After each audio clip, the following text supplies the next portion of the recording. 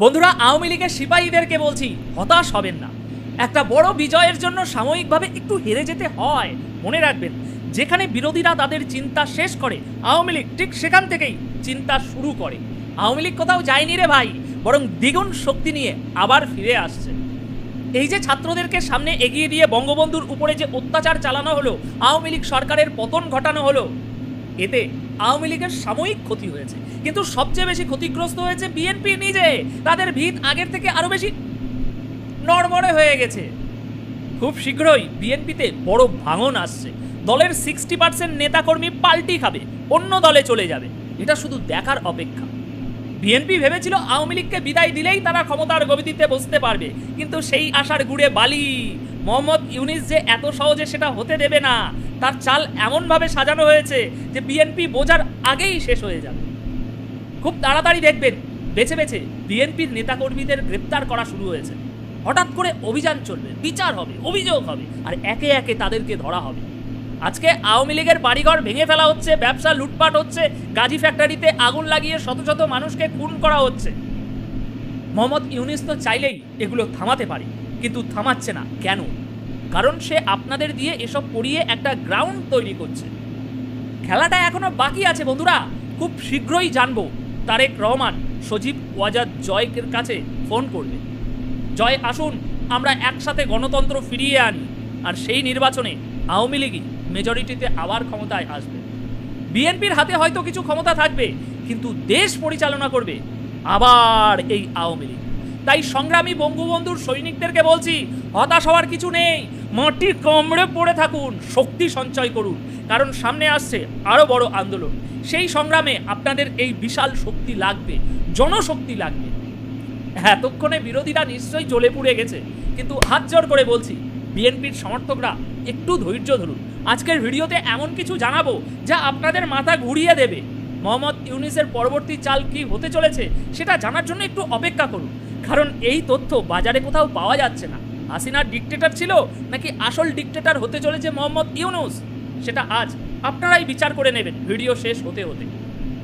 এবার এই যে একটু আগে বললাম, খুব শীঘ্রই বিএনপির নেতাকর্মীদের গ্রেপ্তারের অভিযান শুরু হবে, কথাটা শুনে হয়তো অনেক বিএনপি সমর্থকরা চমকে উঠতেছেন, কিন্তু ভাইজানেরা একদম অবাক হবেন না।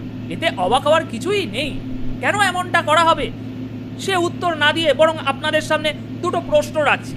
এই দুই প্রশ্নের উত্তর খুঁজে বার করুন, তাহলেই বুঝে যাবেন কেন এই অভিযান চালানো হবে।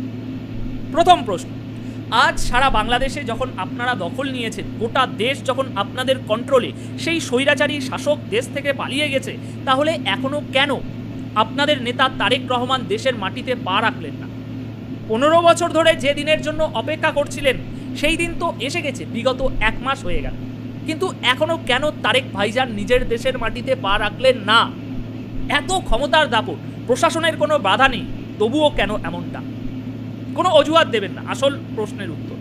দ্বিতীয় প্রশ্ন, আপনাদের নেত্রী খালেদা জিয়া, ওনার শরীর ভীষণ খারাপ, এতদিন ধরে শুনে আসছি, আজ মরে যাচ্ছেন, কাল মরে যাচ্ছেন। ওনাকে বাঁচাতে হলে বিদেশে নিয়ে গিয়ে চিকিৎসা করাতেই হবে, নইলে তাকে বাঁচানো যাবে না। আওয়ামী লীগ সরকার ওনাকে বিদেশে দিচ্ছে না, ইচ্ছাকৃতভাবে আটকে রেখেছে। এই নিয়ে কত কান্নাকাটি করলেন এতদিন ধরে। তিনি মৃত্যুশয্যায় আছেন, বাংলাদেশে তার চিকিৎসা অসম্ভব, একমাত্র বিদেশেই তার চিকিৎসা সম্ভব।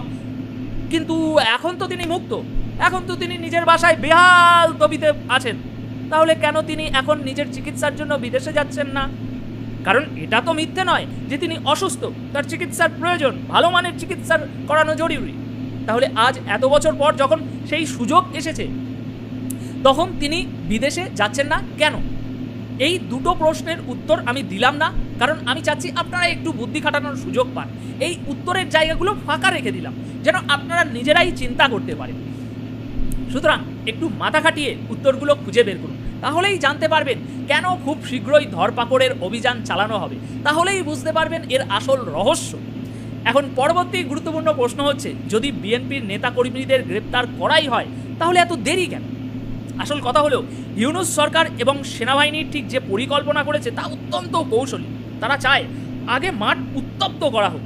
এখনই বিএনপির নেতাদেরকে গ্রেপ্তার শুরু করলে একটা আতঙ্ক ছড়িয়ে পড়বে চারিদিকে সমাজে। তাই প্রথমে আওয়ামী লীগের কিছু লোকজনকে গ্রেপ্তার করে জনগণের মনে একটা বার্তা স্থাপন করা হচ্ছে। যে যাকেই গ্রেপ্তার করা হচ্ছে সে অপরাধী। জনগণ যেন এটা বিশ্বাস করতে শুরু করে যে ইউনূস সরকার যখন কাউকে ধরছে সেটা ন্যায্য সঙ্গত এবং সঠিক। এই বিশ্বাস জনগণের মনে বসিয়ে দেওয়ার পরই শুরু হবে গণহারে গ্রেপ্তার, একেবারে সুপরিকল্পিতভাবে, যাতে আবার নতুন করে কেউ আন্দোলন না শুরু করতে পারে এই গ্রেপ্তারি খেলা নিয়ে। এভাবেই ইউনূস সরকার তার চালে এগোচ্ছে। আচ্ছা, একটা কথা বলুন তো, নাগরিক শক্তি এই নামটা আপনাদের কারো মনে আছে? কোথাও যেন শোনা শোনা মনে হচ্ছে, তাই না? হ্যাঁ, এটাই সেই রাজনৈতিক দল যা বহু বছর আগে মোহাম্মদ ইউনূস তৈরি করেছিলেন। এবার এই পুরনো নাগরিক শক্তির মধ্যে নতুন করে ছাত্র শক্তির রং লাগানো হবে। তারপর দুই শক্তি মিলে মিশে একাকার হয়ে উঠবে, আর এই মিলিত শক্তির ভিত্তিতে গঠন হবে একটা নতুন দল। পুরনো রঙের সাথে নতুন রং মিলে তৈরি হবে এক নতুন রাজনৈতিক দল, যেখানে শক্তির সমন্বয়ে তারা সামনে উঠে আসবে। তবে তার আগে প্রথমে আওয়ামী লীগকে একেবারে কোণঠাসা করে ফেলা হবে। তারপর বিএনপির যে দাগি মালগুলো রয়েছে, মানে যাদের পিছনে একটুও গন্ধ আছে, তৎক্ষণাৎ তাদেরকে গ্রেপ্তার করে তুলে নেওয়া হবে। সমাজকে অপরাধ মুক্ত করার ব্যানারে এসবগুলো করা হবে, যাতে জনগণ এটা মনে করে যে ন্যায়ের পথেই সব কাজ হচ্ছে, ধরপাকড় যা হচ্ছে। অন্যদিকে এতে বিএনপির ভিতরে এক ধরনের আতঙ্ক আর চাপা ভয় সৃষ্টি হবে। আর ঠিক এই সুযোগেই মোহাম্মদ ইউনূস তার দলের কার্যক্রম শুরু করে দেবেন। আর বিএনপির যেসব বড় বড় নেতা আছেন, যারা এমএলএ, এমপি বা মন্ত্রী হওয়ার মতো জায়গায় রয়েছেন, তারা নিজেদের বাঁচাতে একে একে ডক্টর ইউনূসের নাগরিক শক্তিতে যোগ দিতে শুরু করবে। কারণ সেটা ছাড়া তখন তাদের সামনে আর কোনো পথ খোলা থাকবে না রে ভাই। একদিকে ভয়ের রাজত্ব, আর অন্যদিকে নতুন দলের লোভের, ক্ষমতার লোভের ঝুঁকে পড়া। এভাবেই মোহাম্মদ ইউনূস তার ক্ষমতা প্রতিষ্ঠার পথে এগিয়ে যাচ্ছেন। এখন এইভাবে যখন মোহাম্মদ ইউনূস দেখবেন যে প্রায় 300টি মতন আসন তার অনুগত এবং শক্তিশালী প্রার্থীরা তার সমর্থনে চলে এসেছে, তখনই তিনি অফিসিয়ালি তার রাজনৈতিক দলটি জনগণের উদ্দেশ্যে ঘোষণা দেবেন। আর ঠিক সেই মুহূর্তেই তিনি যাবেন একটি নির্বাচনী রোড ম্যাপের দিকে। কিন্তু এর আগে পর্যন্ত যতক্ষণ পরিস্থিতি তার সম্পূর্ণ নিয়ন্ত্রণে না আসছে, তিনি নির্বাচনের কোনো কথা মুখ খুলবেন না। নির্বাচনের বিষয়ে দেশের পরিস্থিতি ঠিক করার অজুহাতে তিনি বিভিন্ন কারণ দেখিয়ে নির্বাচন নিয়ে কোনো আলোচনা করবেনই না। কারণ তিনি চান অবস্থা এমনভাবে গড়ে উঠুক যাতে তার প্রতিপক্ষ, বিশেষ করে বিএনপি, একেবারে দুর্বল হয়ে পড়ে। আর যখন তিনি নির্বাচন দেবেন, তখন বিএনপি আর আগের বিএনপি থাকবে না রে ভাই। দলের ভিতরে ভাঙন, বিভেদ এবং অস্থিরতা এতটাই বেড়ে যাবে যে বিএনপির অস্তিত্ব মানে পুরোপুরি বিলীন না হলেও তার শক্তির প্রভাব বহু গুণ কমে যাবে। তাই আজ যারা আওয়ামী লীগের নেতাকর্মীদের বাড়িঘর ভেঙে দিচ্ছেন, তাদের ব্যবসা বাণিজ্য দখল করছেন, ওই গাজী ফ্যাক্টরিতে আগুন লাগিয়ে শত শত মানুষকে জ্বালিয়ে পুড়িয়ে দিচ্ছেন, আপনারা যদি ভেবে থাকেন যে এসব করার ফলে আপনারা বিশাল হনু হয়ে গেছি তাই আপনাদের ধরা হচ্ছে না, তাহলে ভুল করছেন। আসলে আপনাদের এই সুযোগটা ইচ্ছাকৃতভাবে দেওয়া হচ্ছে। ইউনূস সাহেব চান আপনারা আরও বেশি করে এসব কাণ্ড চালিয়ে যান, কারণ ইউনূস সাহেব হিটলারের মতো কৌশলে কাজ করছেন। বিএনপির উগ্র কর্মীদের দিয়ে দেশের ভিতরে এমন এক পরিস্থিতি তৈরি করার চেষ্টা হচ্ছে ভিতরে ভিতরে, যেখানে একসময় জনগণ বাধ্য হবে বিএনপির বিপক্ষে অবস্থান নিতে। তাই আপনাদেরকে ইচ্ছাকৃতভাবে এইসব বিশৃঙ্খলা তৈরি করতে দেওয়ার লাই দেওয়া হচ্ছে। কারণ ইউনূস সাহেব জানেন, যত বেশি আপনারা এসব করবেন, তত বেশি মানুষের মনে আপনাদের বিরুদ্ধে ক্ষোভ জমা হবে। আপনারা আসলে তার জন্যই কাজ করছেন, নিজের অজান্তেই তার পরিকল্পনার গ্রাউন্ড তৈরি করে দিচ্ছেন, আর সেটা নিজেরাই বুঝতে পারছেন না। তারেক রহমান আর মির্জা ফখরুল ইসলাম আলমগীর তারা খুব ভালো করেই বুঝছেন আসল ঘটনা কি, আর বুঝছেন বলেই ফখরুল সাহেবকে মিনমিনে গলায় বলতে শুনছেন, আমরা আশা করেছিলাম একটা নির্বাচনী রোডম্যাপ ঘোষণা হবে, কিন্তু সেটা হচ্ছে না। ফখরুল ইসলাম জানেন কেন সেটা ঘোষণা করা হচ্ছে না, আর সেই কারণেই তিনি বেশি কিছু বলতে পারছেন না, কোনো প্রতিবাদ করতে পারছেন না। কারণ ওনারা হলেন এক ধরনের ঘায়েল নেতা। 15 বছর ধরে আওয়ামী লীগ সরকারের বিরুদ্ধে আন্দোলন চলিয়েও কিছু করতে পারেনি, আর হঠাৎ করে একটা ছাত্র আন্দোলনে সব কিছু উল্টে দিল, হাওয়া একেবারে বিপরীত দিকে ঘুরে গেল। এখন এই ঘায়েল নেতারা কিছুই করতে পারছে না, শুধু চেয়ে চেয়ে দেখছে। বলেছিলাম দিচ্ছে না। বর্তমানে দেশের মানুষ, জানমালের কোনো নিরাপত্তা নেই দেশের মানুষের, আর বিএনপি ছাড়া অন্য কোনো দলও মাঠে নেই।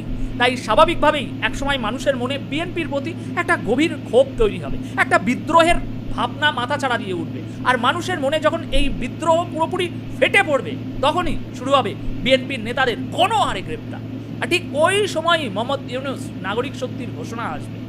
আর বিএনপির যেসব লোক নেতা মন্ত্রীর আসনে বসার স্বপ্ন দেখছে, 15 বছর ধরে অপেক্ষা করছে, তারা আর কতদিন রে ভাই আন্দোলন করবে? তখন আস্তে আস্তে বিএনপির নেতারা নাগরিক শক্তিতে যোগ দিতে শুরু করবে, কারণ ক্ষমতার গন্ধ তখন তাদের নাগালের বাইরে যেতে শুরু করবে, তাই ছুটে গিয়ে ওখানেই জায়গা নেবে।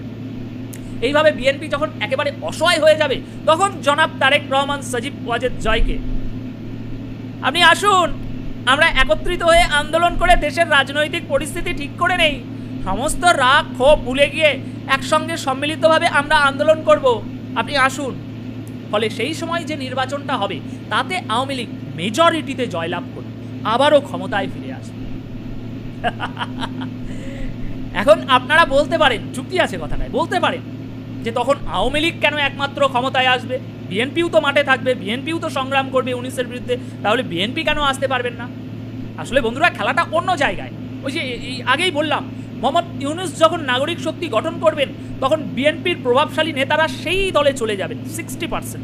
ফলে বিএনপির প্রায় 60% শক্তি তখন ভাগ হয়ে নাগরিক শক্তির ঢুকে থাকবে ওর মধ্যে। অন্যদিকে আওয়ামী লীগের শক্তি কিন্তু এখন থেকেই দিনে দিনে বৃদ্ধি পেতে শুরু করেছে, আর সেই সময় তুঙ্গে চলে যাবে।